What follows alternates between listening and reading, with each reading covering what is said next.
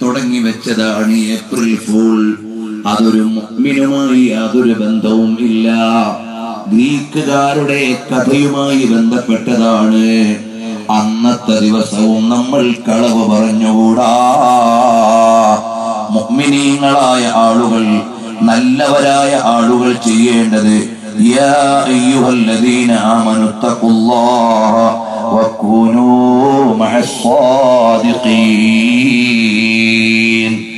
ഈമാനുള്ളവരെ, നിങ്ങൾ അല്ലാഹുവിനെ ഭയന്ന് നിങ്ങൾ സ്വാദിഖീങ്ങളുടെ കൂടെയാകണം. സത്യം പറയുന്നവരുടെ കൂടെയാകണം. സത്യം പറയുന്നവർ സത്യം പറഞ്ഞു പറഞ്ഞു സ്വർഗത്തിലേക്ക് എത്തുന്നതാണ്.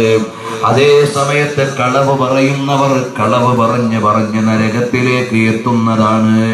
അതുകൊണ്ട് നിങ്ങൾ ഏപ്രിൽ ഫൂളിന്റെ അന്നും കളവ് പറയാൻ പാടില്ല. നബി സല്ലല്ലാഹു അലൈഹി വസല്ലം തങ്ങൾ പറഞ്ഞില്ലേ, വൈലുൽ ലിമൻ യുഹദ്ദിസു ഫയക്ദിബു ലിയദ്ഹക ബിഹിൽ ഖൗം. ജനങ്ങളെ ചിരിപ്പിക്കാൻ വേണ്ടി കളവ് പറയുന്നവർക്ക് നാശം. ജനങ്ങളെ ചിരിപ്പിക്കാൻ വേണ്ടി കളവ് പറയുന്നവർക്ക് നാശം. ജനങ്ങളെ ചിരിപ്പിക്കാൻ വേണ്ടി കളവ് പറയുന്നവർക്ക് നാശം. അങ്ങനെ 3 പ്രാവശ്യം എടുത്തു നബി തങ്ങൾ പറഞ്ഞു, നാശം, നാശം, നാശം. ചിരിപ്പിക്കാൻ വേണ്ടി കളവ് പറയുന്നവർക്ക് നാശം.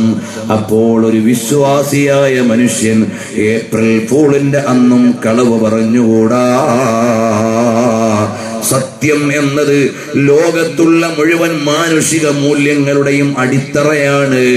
അതിനെ ചോദ്യം ചെയ്യാൻ പാടില്ല. നമ്മൾ നല്ല തഖ്വയോടെ ജീവിക്കേണ്ടവരാണ്.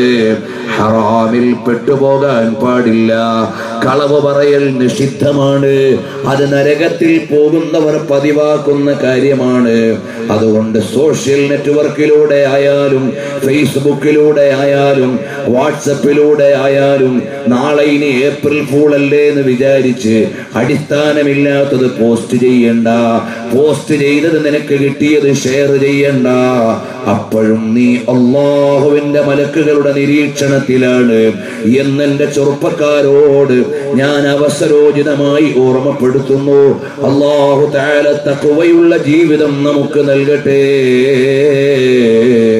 ഈമാനോടെ ജീവിച്ച് ഈമാനോടെ മരിക്കുന്നവരിൽ ഞങ്ങളെ ഉൾപ്പെടുത്തണേ റഹ്മാനേ.